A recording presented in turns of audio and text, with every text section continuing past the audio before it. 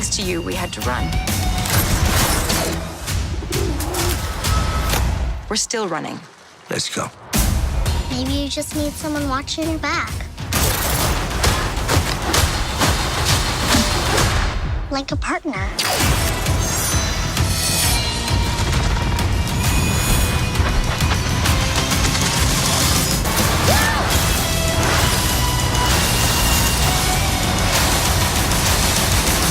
And we're here with the spoiler version of Ant-Man and the Wasp. This is the spoiler version. If you haven't seen the movie, I recommend you stop the video and check out the non-spoiler. There is a link down below so you can click and enjoy that and then go see the movie and then come back and we'll have this conversation. Otherwise, stick around. The movie is started off with narration from Hank Pym and it's fine. It's actually them kind of recanting the events of how Hank lost Janet and she kept shrinking down to the molecule. Okay, so this time they showed the lead up and that works out much better. And this time I actually had more of a sad, heartbreaking moment because when Hank had to tell Hope, who is young at the time, that her mother's not coming back. Yeah, that's always a sad case. I liked this movie as far as comedy goes.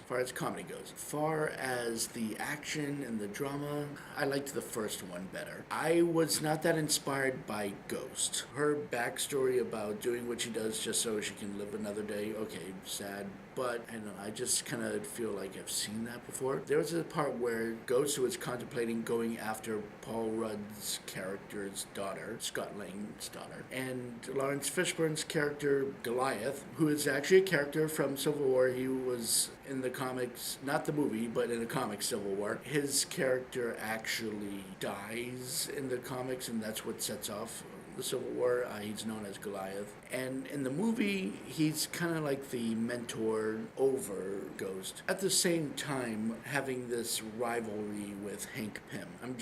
I know he has a different name, we're gonna call him Goliath, even though he's never addressed by Goliath, they just call the project Goliath. Anyways, when Goliath tells her to not go after the daughter and she contemplates it, that's pretty good writing. They never went any further with that, and I'm not sure, were they planning on doing that? Was something cut, or did she actually just listen?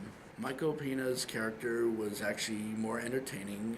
He was more funny, probably because I've gotten used to him from other films, but I don't know, it's just not that funny to me. But in this film, he is. Michelle Pfeiffer's Janet Van Dyne, the original Wasp, has that calming spirit about her, and I enjoyed that. A lot of the characters from the first movie I actually enjoyed more in this one. I won't attempt to break down the story plot by plot because it's just most of the plot is them moving the lab, which is moving the whole building. I thought it was a one-time joke in a trailer, but it turned out that that's the MacGuffin in some way. The one object everyone is after, even though they're really after the machine inside the lab, but they have to capture the mini building in order to get their hands on it.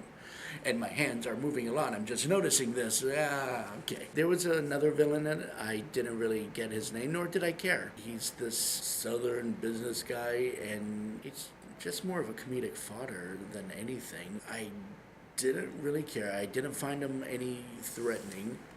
I actually was more intrigued with the Yellow Jacket from the first movie. I didn't even like him in the first movie, but I thought he was more intimidating than what we were given in this film. Moving on further, I will say there's not much to discuss about this film. Also has an agent who is monitoring Scott Lang while he's on probation.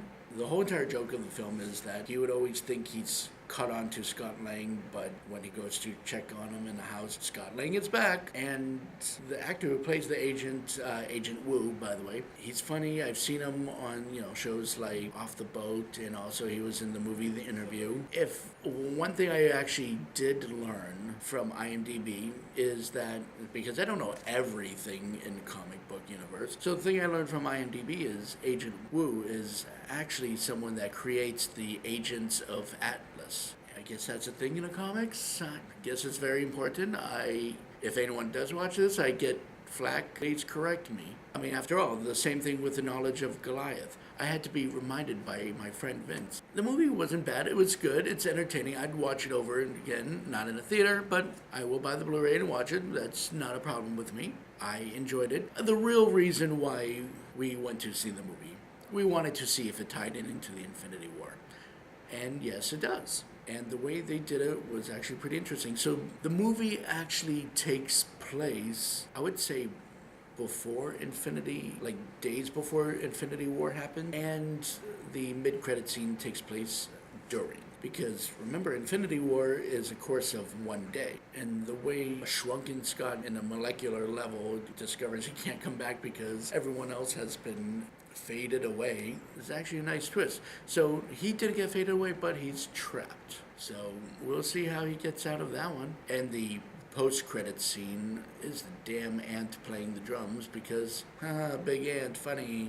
Sorry, I felt like the ant is like an overplayed joke, especially when like animals, like I like animals, I love animals, but when you have them do like stupid tricks like playing instruments that normally they can't play, like I love animals if they can fetch, regular animal can find stuff, but when they start doing human stuff like playing the drums, it's an eye roller. The movie is not as great as the first one, but the tie-in with the Infinity War made it great. That was the part that made it great. So yeah, brief announcement that I mentioned in the non-spoiler was that this summer I'm taking it easy and I'm working on different projects. I'm working on one now. If you hear any background noise, that's because that's another set. And there will be more Anthonix Maximus reviews and of course Anthonix Maximus web series episodes. The plan is to really just film as much as I can of that in the course of the summer, hopefully edit just as much too, and be able to release a whole bunch, get a head start once fall comes around. Basically treating it like a TV series. I'll try to release as many videos as I can like this one. With my time schedule, it'll be interesting how that gets accomplished, but knock on wood, wishing for the best. Please like, subscribe, things like that, and have a good one.